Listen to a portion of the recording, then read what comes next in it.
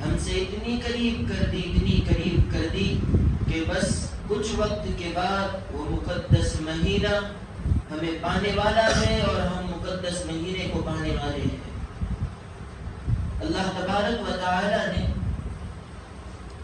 اپنے بندوں کی مغفرت کے لیے، اپنے گناہگار بندوں کو معاف کرنے کے لیے اور امت مسلمہ کے انسانوں، جس میں مرد بھی عورتیں بھی، خواتین بھی اور مرد حضرات بھی، اور اس میں بچے بھی اور بوڑھے بھی اور جوان بھی اور ادھیڑ عمر بھی، ان تمام کے لیے اللہ تبارک و تعالی نے ایک سیزن رکھا ہے۔ جیسے نکاح کا سیزن ہوتا ہے، گرمیوں کی چھٹیوں میں اسکول کی، یونیورسٹیز کی، کالجز کی چھٹیاں ہوتی ہے تو نکاح نکالتے ہیں، اس میں شادیاں نکالتے ہیں تاکہ مہمان خاندان والے سب جمع ہونا چاہیے، تو وہ نکاحوں کا، شادیوں کا سیزن ہوتا ہے۔ ایک دن میں مجھے 5 نکاح پڑھانے پڑتے ہیں، وہ سیزن ہوتا ہے۔ اسی طریقے سے قریشیوں کی عید آتی ہے، بقرہ عید، خوب بکرے بکتے، خوب بکتے، یہ ان کا سیزن۔ آم کا سیزن آتا ہے، غریبیوں میں دھڑا آم بکتے ہیں، ابھی تربوز آئیں گے رمضان میں، دھڑا بکیں گے، اتنے بکیں گے 2 مہینے میں کہ جتنے سال نہیں بکیں گے۔ تو اللہ نے ہر ایک کے لیے سیزن رکھا ہے۔ 11 مہینے بندہ گناہ کر کے اپنے آپ کو اور اپنے دل کو، یہ جو 12 سینٹی میٹر کا ہارٹ ہے، اس کو کوئلہ بنا دیتا ہے گناہ کر کے۔ تو 1 مہینہ اللہ تبارک و تعالی نے اسے اپنے معرفت کے نور سے روشن کرنے کے لیے اور دل میں جو گناہوں کے دھبے لگے ہوئے ہیں ان کو دور کرنے کے لیے 1 مہینہ دیا۔ میں نے جو آیت کریمہ آپ کے سامنے پڑھی، شہر رمضان الذی، ابھی کچھ ہی دنوں میں رمضان آنے والا ہے، تو ہمیں کیا کرنا ہے؟ اسے کہیں گے استقبال رمضان، رمضان کی تیاری۔ میں نے یہ مضمون سوچا رکھا تھا پچھلے ہفتے کے لیے، جو پچھلا جمعہ چلا گیا اس کے لیے، تو کسی وجہ سے نہ آ سکا تو یہ باتیں پھر آج آپ کے سامنے رکھتا ہوں۔ استقبال رمضان، رمضان کی تیاری، زیادہ تیاریاں نہیں، 2-3 تیاریاں ہیں۔ اگر یہ 2-3 تیاریاں 15 منٹ کے اندر ختم، بیان 15 منٹ میں ختم۔ اگر یہ پون گھنٹہ چلے تو بیان بھی پون گھنٹہ چلے گا۔ فکر نہیں کرو، وقت پتہ نہیں چلے گا آپ کو، کوشش کرو نا جلدی بتا دو۔ استقبال رمضان، اللہ تبارک و تعالی نے کچھ ایسے اوقات بنائے جو مقدس، جیسے جمعہ کا دن مقدس بنایا اللہ نے، کچھ مہینے بنائے جو تمام مہینوں میں مقدس، رمضان کا مقدس مہینہ، کچھ گھڑی اللہ نے مقدس رکھی، جیسے شب قدر میں کچھ وقت ہوتا ہے بڑا مقدس ہوتا ہے، بڑا مقدس، ادھر زبان سے لفظ نکلا اور اللہ نے اسے قبول کر لیا۔ شب برات، یہ مختصر سی رات مقدس بنائی، رمضان کی تاکراتیں مقدس بنائی، عیدین کی، دونوں عیدوں کی رات مقدس بنائی۔ جس رات میرے اور آپ کے نبی جناب محمد مصطفیٰ صلی اللہ علیہ وسلم دنیا میں آئے، اس کو بھی مقدس بنایا۔ مجھے بتانا یہ ہے کہ اللہ نے مقدس ایام بھی بنائے، مقدس وقت بھی بنایا، اور لوگوں کو یہ توفیق دی کہ مقدس جگہ پر بیٹھ کر مقدس بات سنیں۔ جگہ بھی مقدس، جس کا تذکرہ ہو رہا ہے، جو کلام میں پڑھ رہا ہو، قرآن کریم جو بات بتا رہا ہو حدیث مبارکہ کی روشنی میں، یہ بھی مقدس۔ ان تمام مقدسات کے ہوتے ہوئے، اس کے ہوتے ہوئے ہم انٹر کرنے والے ہیں رمضان کریم میں، جو بڑا ہی بابرکت ہے۔ شہر رمضان الذی انزل فیہ القرآن، ایسا مقدس والا مہینہ جس میں قرآن کو اللہ نے نازل کیا۔ تو اللہ نے یہ رمضان کیوں رکھا؟ میں سب سے پہلے معنی بتاؤں آپ کو رمضان کی۔ رمضان یرمز رمضان، کیا معنی؟ امام غزالی رحمۃ اللہ علیہ اس کا معنی کرتا ہے رمضان، اس کا معنی ہوتا ہے جل جانا۔ رمض سے بنائیے، رمض عربی میں کہتے ہیں بھٹی کو۔ بنگلور بیکری آپ گئے ہوں گے یا کوئی اور بھی بیکری، یہاں بھٹی ہوتی ہے، بھٹی میں ٹوسٹ، بریڈ، ڈبل روٹی پکائی جاتی ہے۔ تو کس چیز سے پکتی ہے؟ تو میں کسی سے بھی پوچھوں وہ یہ کہے گا آگ سے پکتی ہے، آگ، اس میں آگ ہوتے ہیں۔ تو رمض اصل میں کہتے ہیں آگ کی بھٹی کو. تو رمضان کو رمضان کیوں کہا جاتا ہے؟ بندے کے بھوکا ہونے کی وجہ سے جو اس کے اندر کی باڈی اور اندر کی جو مشنریوں میں آگ لگتی ہے، اور پیاسا ہونے کی وجہ سے جو اس کی باڈی جلتی ہے، تو یہ جلنا اس کے گناہوں کو جلا دیتی ہے. بھوکا ہونے کی جو گرمی ہے، جو ہیٹ ہے، پیاسا ہونے کی جو ہیٹ ہے، اور اس اوپر سے قدرتی گرمی، سورج کی گرمی، پھر بندہ بھوکا رہتا ہے، پیاسا رہتا ہے 14 گھنٹے، 16 گھنٹے، 15 گھنٹے. اس کے بھوکا ہونے کی گرمی، اس کے باڈی کی گرمی، اس کے گناہوں کو اللہ جلا دیتا ہے. ایک روزہ رکھا، گزشتہ سال کے گناہ ڈالا بھٹی میں جلا دیا. دوسرا روزہ رکھا، پھر گناہ ڈالا جلا دیا. یہاں تک کہ آتی ہے لیلۃ الجائزہ، چاند رات، جس دن ہم گول بازار میں گھومتے ہیں مست شاپنگ کرتے ہوئے اور جٹ پورا گیٹ پہ فالودہ کھاتے ہیں، وہ چاند رات. وہ رات اصل میں انعام والی رات ہے. آگے چل کر رمضان میں بتاؤں گا اس کی تفصیل. تو اللہ تبارک و تعالی نے یہ مقدس ایام رکھے ہیں بخشش کے لیے. اس میں سے رمضان رکھا ہے. کیا مطلب؟ اب آپ کو کوئی پوچھے رمضان کا مطلب تو کہنا کہ گناہوں کو جلانے کا مہینہ. گناہ جل جاتے ہیں، ختم ہو جاتے ہیں. پھر اللہ تبارک و تعالی نے اس میں ایک عجیب ہسٹری قائم کی ہے. دیکھنا ہر آسمانی کتاب جتنی بھی ہے، ایک رمضان کو حضرت ابراہیم علیہ السلام کو صحیفے ملے، چھوٹے چھوٹے نوٹ بک ہوتے ہیں، نوٹ بک کی شکل میں چھوٹے چھوٹے صحیفے، احکامات ملے. 2 رمضان کو حضرت عیسیٰ علیہ السلام کو انجیل دی. 6 رمضان کو حضرت موسیٰ علیہ السلام کو تورات دی. 12 یا 18 رمضان کو حضرت داؤد علیہ السلام کو زبور دی. اور 21 رمضان لیلۃ القدر غار ہیرا میرے اور آپ کے نبی جناب محمد مصطفیٰ صلی اللہ علیہ وسلم کو یہ کلام مقدس قرآن کریم دیا. خود اللہ کا قرآن کہتا ہے شہر رمضان الذی انزل فیہ القرآن. ارے او میرے بندو، ایسا مہینہ دے دیا، ایسی بابرکت گھڑی دے دی، ایسے بابرکت وقت دیے. دن بھی مقدس ہوگا، مہینہ بھی مقدس ہوگا. جس کتاب کا تم بار بار اپنے دل میں تکرار کر کے، اپنے دل میں بار بار اعلان کر کے، اپنی زبان سے بار بار اس کی تلاوت کر کے، جب بھی تم اپنے دل میں دیکھو گے نور ہی نور پیدا ہوگا. میں نے بار الفاظ کو ریپیٹ کیا. وہ ریپیٹ کیوں کیا میں نے؟ وہ لفظ اصل ہے، وہ جملہ اصل ہے. اب میں وہ جملے کی تشریح کرتا ہوں. قرآن کریم میں اللہ پاک نے صاف طور پر بتا دو دیا کہ قرآن کریم کو رمضان میں نازل کیا. رمضان کی قرآن کے ساتھ مناسبت بھی بتلا دی. او میرے بندو آ جاؤ. رمضان کے بارے میں حدیث پاک کے اندر امام الانبیاء محبوب کبریا جناب مدنی کریم صلی اللہ تعالی علیہ وسلم کا فرمان موجود ہے. ایسا مقدس مہینہ دیا ہے، ایسی مقدس اوقات دیے ہیں. تمام کا تمام مہینہ فرشتہ اعلان کرتا ہے. اللہ کا عرش 7ویں آسمان سے پہلے آسمان پر آ کر اعلان کرتا ہے هل تستغفرون. آ جاؤ، کوئی ہے گناہوں سے توبہ کرنے والا، کوئی ہے معافی چاہنے والا، کوئی ہے گناہوں کے سمندر میں غوطہ لگایا ہوا، کوئی ہے جس کا بزنس نہیں چلتا، کوئی ہے جس کے فیملی میں بیمار ہے، کوئی ہے جس نے سمندر جتنے گناہ کیا، کوئی ہے جس نے اتنے گناہ کیا کہ زمین اور آسمان کے خلا کو بھر دیا.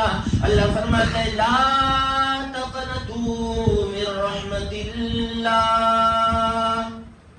میری امید سے نا امید نہ ہونا. ان اللہ یغفر الذنوب جميعا انہ هو الغفور الرحیم.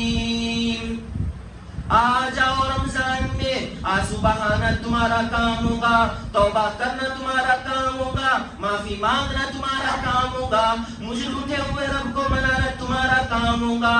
ایک آنسو بہا کر میرے سامنے گر گرا کر کہنا یا اللہ میرے گناہ معاف کر دے. تمہارا کام ہوگا 1 سیکنڈ کے اندر تمہیں ایسا گناہوں سے پاک کر دینا جیسے ابھی ماں کے پیٹ سے جنے. یہ میں اللہ کا کام ہوگا. کون مانگتا ہے معافی دعاؤں میں نے شب برات میں بھی بتایا دعاؤں میں دل نہیں لگتا کیوں نہیں لگتا ایک ریزن بتاؤ یا ایھا الذین آمنوا کتب علیکم الصیام کما کتب علیکم ہم پر روزے فرض کیا نا اللہ نے ہم پر اور ہم سے پہلے والوں پر کمال کی بات یہ ہے کہ ہم پر تو صرف 1 مہینے کے روزے فرض ہے عیسائیوں پر آج بھی 40 روزے ہیں لیکن وہ نہیں رکھتے ہم سے پچھلی امتوں پر 6 مہینے کے روزے تھے 6 مہینے کھاؤ 6 مہینے روزے رکھو اور آج مسلمانوں کو 1 مہینہ گھروں سے فرصت نہیں پان سے چائے سے سگریٹ سے فرصت نہیں وہ رمضان میں بھی یہ سب حرکت کرتے تراویح جب امام صاحب پڑھا کہ اللہ اکبر پہلے دن مسجد فل دوسرے دن فل تیسرے دن فل اور چوتھے دن سے نسیہ منسیہ سب غائب اور کچھ رہتے الا ماشاءاللہ جوان لڑکے برا مت لگنے دینا وہ پیچھے آپ کو لوڈو کھیلتے ہوئے نظر آئیں گے میں نے اپنے آنکھوں سے دیکھا یہ رمضان کا مذاق بنا دیا حضرت علی رضی اللہ تعالیٰ عنہ نے فرمایا کہ جو رمضان کا مذاق بناتے ہیں نا اور رمضان کو سیریس نہیں لیتا وہ بس عام دنوں کی طرح گزارتا ہے تو اللہ تبارک و تعالیٰ اس کا چہرہ نہ خنزیر کی طرح بنا دیتا ہے یہ رمضان کی توہین نہ کرو ہر چیز اللہ تبارک و تعالیٰ نے ایک سسٹم کے تحت چلائی ہے میں ایک بہت مین بات کرنے لگا ابھی اچانک یاد آئی اللہ تبارک و تعالیٰ نے روزے کیوں رکھے بس یہ مجھے سبب بتانا ہے سفید داڑھی ہو گئی 60-65 سال ہو گئے کیوں روزے رکھے نہیں معلوم اب سنو اچھے سے لعلکم تتقون اس لیے اللہ نے روزے رکھے تاکہ تم متقی بن جاؤ پرہیزگار بن جاؤ اب متقی کسے کہتے ہیں وہ سمجھو تقوی کسے کہتے ہیں تقوی ہم کیا کہتے ہیں کہ بہت سارے ہاتھ میں تسبیح اور پگڑ باندھ لینا اور بغل میں مصلی رکھ کے جاری اللہ اللہ اس کا نام تقوی نہیں اس کا نام تقوی نہیں سید حضرت عمر فاروق رضی اللہ تعالیٰ عنہ کا دور ہے خلیفۃ المسلمین عمر فاروق رضی اللہ تعالیٰ عنہ نے حضرت عبید بن الجراح رضی اللہ تعالیٰ عنہ سے پوچھا تقوی کیا ہے بہت شارٹ میں بتاؤں گا میں غور سے سننا کہ اس کی آواز بڑا آواز نہیں جا رہی ہے پیچھے حضرت عمر رضی اللہ تعالیٰ عنہ نے پوچھا کہ بھائی تقوی کیا ہے تو فرمایا کہ بیری کے جو درخت ہوتے ہیں بیری کے جو درخت ہوتے ہیں کانٹے دار دونوں طرف راستے پر بیری کے درخت لگے ہوئے ہو راستے پر بیری کے درخت لگے ہو بند باندھے ہوئے دونوں طرف کانٹوں کے درخت تو ہو تو آپ کیسے چلو گے اگر راستے پر دونوں طرف کانٹے کے درخت ہے اور کانٹے بچھے ہوئے ہیں تو مجھے حضرت عمر فاروق رضی اللہ تعالیٰ عنہ نے فرمایا کہ میں اپنے کپڑوں کو سماج کر چلوں گا تاکہ اگر کانٹے میں میرا کپڑا پھنس گیا تو کہیں پھٹ نہ جائے تو حضرت نے فرمایا بس یہی تقوی ہے زندگی میں دونوں طرف خواہشات کے اور بازار میں گندی گندی چیزیں اور عرانیت اور فحاشی اور بے حیائی اور مارکیٹ میں بے حیائی عام اور راستوں کے اوپر آوارگی اور بے حیائی اور بالکل کم لباس کے اوپر آپ کو خواتین نظر آئے گی یہ کانٹے ہیں ان سے اپنے آپ کو اپنے ایمان کو بچا لو تمہارے دل کے اندر تقوی پیدا ہو جائے گا جس طرح کانٹوں سے ہم اپنے کپڑوں کو بچاتے ہیں آج کے دور کے اندر تقوی ہمارے استاد محترم فرمایا کرتے تھے دنیا میں آج کے لیٹسٹ دور کے اندر اللہ کا سب سے بڑا اور سب سے قریب انسان اور سب سے بڑا ولی وہ ہے جس نے اپنے نظروں کی حفاظت کر لی وہ ولی بن گیا تہجد بعد میں نوافل بعد میں فرائض بعد میں نماز کے قبول ہونے کا عبادتوں کے قبول ہونے کا ڈیپینڈ جو کرتا ہے یہ نظروں کی حفاظت وہاں آوارگی عام ہے اور یہاں رو رو کے دعا کر رہے ہیں یہ تقوی ہے کہ گناہوں سے اپنے آپ کو بچانا پڑے گا کہ ہم نے صبح سحری کی پھر سو گئے فجر پڑھ کر اور پھر ظہر میں آئے تو مسجد سے جب نکل رہے تب بھی بد نظری ہو رہی گھر سے نکل رہے تب بھی بد نظری ہو رہی تو جب جیسے جیسے بد نظری ہوگی تو کیا ہمارا روزہ نہیں پھٹے گا جیسے کانٹوں سے کپڑے پھٹتے ہیں بد نظری سے روزہ پھٹ جایا کرتا ہے اور روزے کی آج مسلمانوں میں اہمیت کوئی نہیں وقعت کوئی نہیں جبکہ اللہ کا قرآن کہتا ہے شہر رمضان الذی انزل فیہ القرآن رمضان المبارک میں قرآن کو نازل کیا کیا، رمضان میں ہر چیز کو نازل کیا، تمام آسمانی کتابوں کو رمضان میں نازل کیا، مسلمانوں کو رمضان میں پیغام دیا اپنے مجھے منا لو، اپنے رب کو منا لو، اور روزانہ فرشتے کو اعلان کرنے پر ڈیوٹی پر مقرر کر دیا، آواز لگا هل يستغفرون، آ جاؤ معافی مانگنے والے، آ جاؤ رزق مانگنے والے، وہ بھی آ جاؤ جو قرضوں کے نیچے قرضہ دے دے کر پریشان ہو گئے، وہ بھی آ جاؤ جو بیمار ہے، وہ بھی آ جاؤ میرے در پر جو مریض ہے، جس کو تمام ڈاکٹروں نے جواب دے دیا، دنیا کے تمام حکیموں نے جواب دے دیا تمہارا کینسر اچھا نہیں ہو سکتا، تمہاری ٹی وی کی بیماری اچھی نہیں ہو سکتی، تمہارا دماغی ڈپریشن اچھا نہیں ہو سکتا، کوئی بھی بیماری ہو، میرے کبریائی کی قسم، میرے جلال کی قسم، تمہارا کام ہے میرے مسجد میں آ کر مجھ سے مانگنا، میرے عزت کی قسم، کچھ ہی وقت کے اندر، کچھ ہی سیکنڈ کے اندر تمہاری تمام تکالیف کو دور کر دینا میں اللہ کا کام ہے۔ لیکن رمضان میں تو مانگتا ہی نہیں ہے، رمضان کے روزوں کی قدر نہیں ہے۔ ادھر ذات بابرکت حضرت سیدنا علی المرتضی رضی اللہ تعالیٰ عنہ کی پوچھ لیا کسی نے سب سے افضل چیز آپ کی نظر میں کیا ہے؟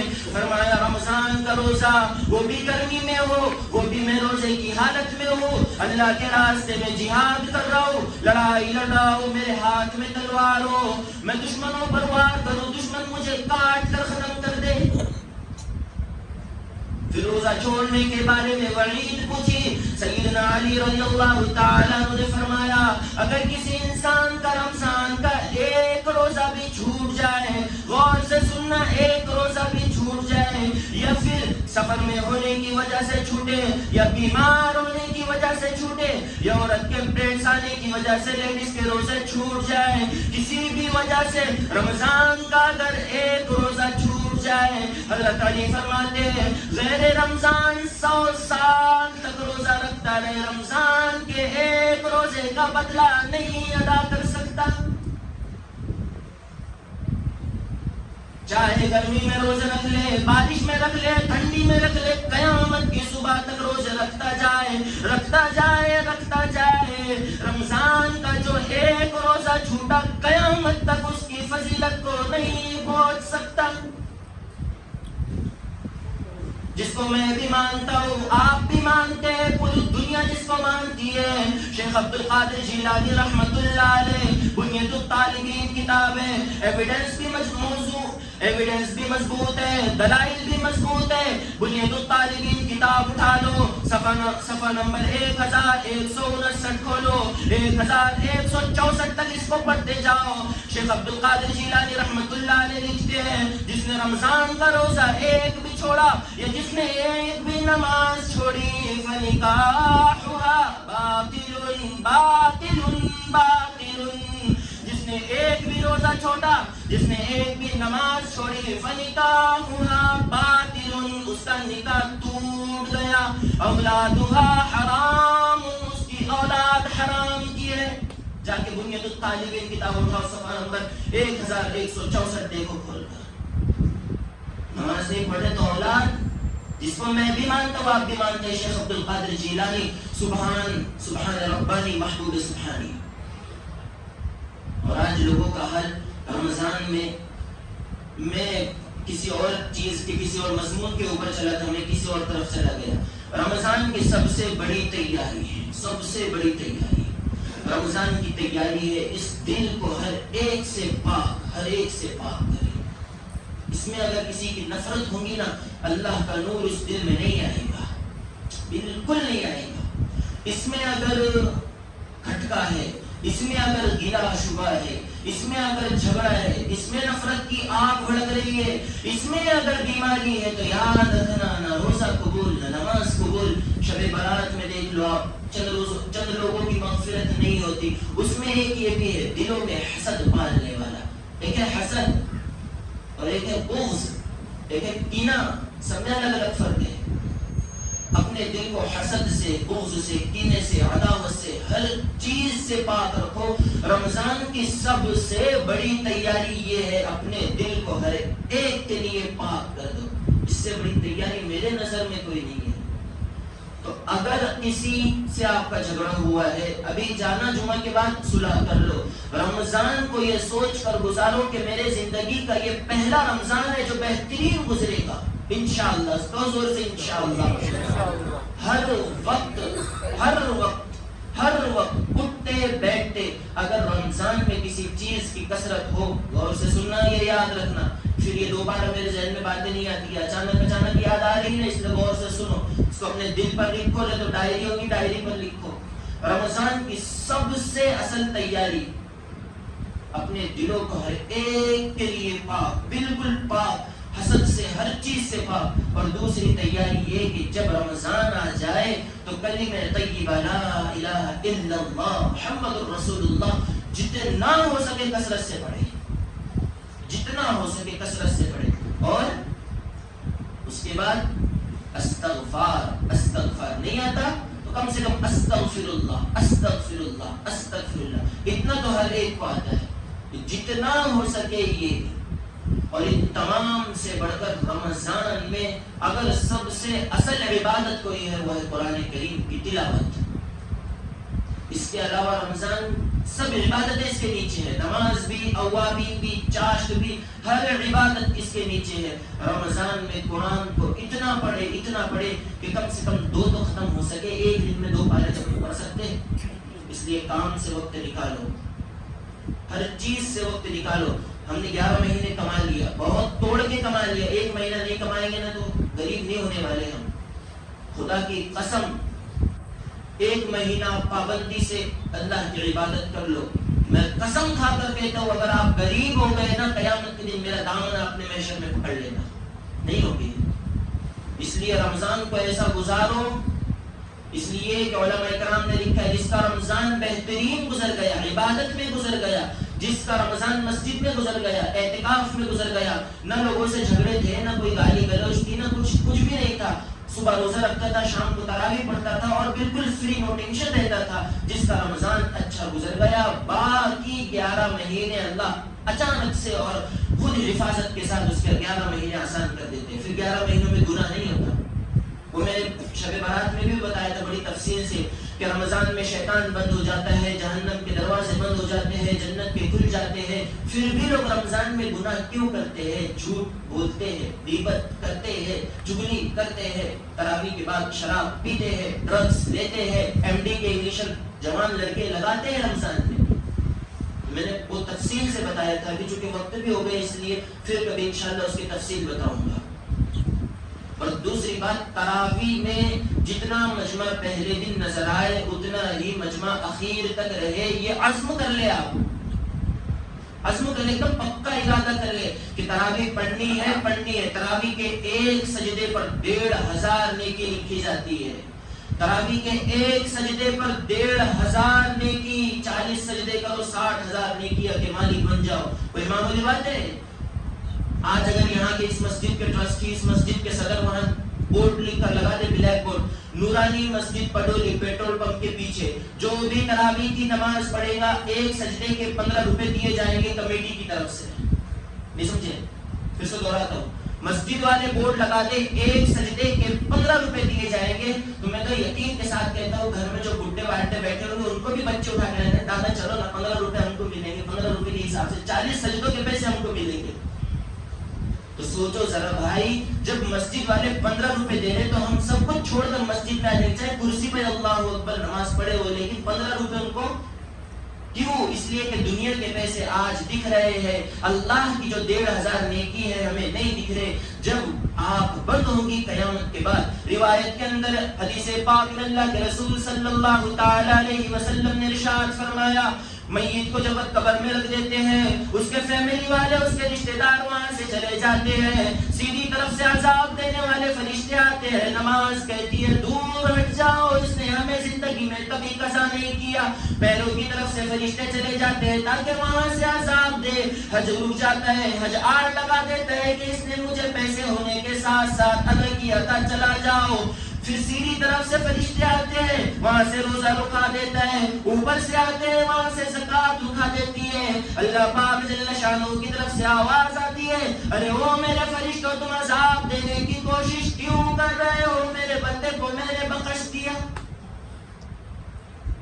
تو وہ وہاں معلوم پڑے گا نیکیوں کا، یہاں دنیا میں نہیں معلوم پڑے گا. اس لیے عزم کرے کہ ہمارا روزہ نہیں چھوٹے گا، تراویح نہیں چھوٹے گی. 2 عبادتیں ہیں، اس کو دل و جان کے ساتھ کرو، کیونکہ تراویح کے ایک سجدے پر اللہ جنت میں ایک درخت لگاتا ہے، ایسا لمبا درخت جس کے سائے میں 100 سال تک گھوڑا دوڑتا رہے پھر بھی اس کا سایہ پار نہیں کر سکتا. تراویح کے ایک سجدے پر اللہ جنت میں ایک محل بناتا ہے جس کے 60,000 سونے چاندی کے دروازے ہوتے ہیں. جب اتنا انعام اللہ کی طرف سے مل رہا ہے اور مسلمان بیڑی میں سگریٹ میں بزی ہے، افسوس ایسے مسلمانوں کو تو مر جانا چاہیے. یہ زمین پر رہنے کے قابل نہیں ہے، جس کو اللہ تبارک و تعالی نے فل فریڈم دیا اور رمضان کا 1 مہینہ دیا اس لیے کہ ہماری خود کی معافی ہو جائے. اللہ کو ضرورت نہیں ہے تمہارے سبحان اللہ کی اور تمہارے الحمدللہ کی. اللہ نے تو یہ اس لیے دیا کہ میرے محبوب کی امتی قیامت سے بچ جائے، قیامت کی ہولناکیوں سے بچ جائے، جہنم سے بچ جائے. قرآن کریم کہتا ہے ایسی دردناک آواز پڑے گی، یا ایھا الناس اتقوا ربکم ان زلزلۃ الساعۃ شیء عظیم. ایسی دردناک آواز آئے گی قیامت کے دن، نفس نفسی کے عالم میں لوگ ہوں گے، پسینے میں ڈوبے ہوئے ہوں گے، کسی کا پسینہ اتنا ہوگا کہ وہ گوتے لگا رہا ہوگا. اللہ فرماتا ہے ارے او میرے حبیب کے امتیوں، میں نے تمہیں قرآن مقدس دیا، میں نے نبی بھی مقدس دیا، مہینہ بھی مقدس دیا، پھر سال میں کچھ ایام بنائے جو وہ بھی مقدس تھے. بس تم ان ایام میں تھوڑے سے وقت میں مجھے راضی کر لو. میرے کبریائی کی قسم، میرے عزت کی قسم، میرے جلال کی قسم، تم قرآن پڑھتے پڑھتے مر جاؤ گے. لوگ قیامت کے دن سارے کے سارے پسینے میں ہوں گے، میں تمہیں اپنے عرش کے سائے میں بٹھا کر جنت کے الگ مزے کے کھانے کھلاؤں گا. سب کچھ قرآن نے بتا دیا، پھر بھی مسلمان غافل ہے. تو مسلمانوں اپنے اندر کو تھوڑا سا ہلاؤ کہ نہیں رمضان کا مہینہ آنے والا ہے، جھوٹ سے توبہ کرو. توبہ بھی میرے سامنے کرو، جھوٹ سے توبہ نہیں بولیں گے انشاءاللہ توبہ. یہ ہاتھ سے توبہ نہیں ہوتی، یہ غلط والا سسٹم ختم کرو معاشرے سے. توبہ ممی بولنے لگا تھی، یہ غلط ہے. اس کے شریعت میں کوئی ظاہر نہیں ہے اور کوئی اصل نہیں ہے. دل سے توبہ کرے اور یہ کہے کہ اے اللہ آئندہ سے اچھی بات یاد رہے. ہمارے استاد محترم نے فرمایا تھا کہ اگر آپ سے بار بار کوئی گناہ ہو رہا ہے، جھوٹ بول رہے، غیبت کر رہے، کوئی بھی اگر آپ سے گناہ ہو رہا ہے تو دعا کرو. غور سے سننا، یہ پورے مجمع سے خطاب ہے میرا. اگر کوئی گناہ بار بار ہو رہا ہے تو اللہ سے یہ کہو کہ اے اللہ فلاں گناہ سے توبہ چاہتا ہوں، مجھے معاف فرما. اگر مجھ سے یہ گناہ ہو گیا دوبارہ تو پھر میری قیامت کی دن پکڑ نہ فرمانا. اگر مجھ سے دوبارہ یہ گناہ ہوا تو قیامت کے دن پکڑ نہ فرمانا. علماء اکرام نے لکھا ہے کہ حقیقت میں پھر وہ گناہ اس سے چھوٹ جاتا ہے، پھر وہ دوبارہ اس کا دل نہیں بولتا. اس لیے آج اللہ سے توبہ کر لو، رمضان آنے والا ہے. اپنے دلوں کو ہر ایک کی طرف سے پاک کر دو، اور خاص طور پر ماں باپ سے اگر لڑے ہوئے ہو تو اللہ کے واسطے صلح کر لو.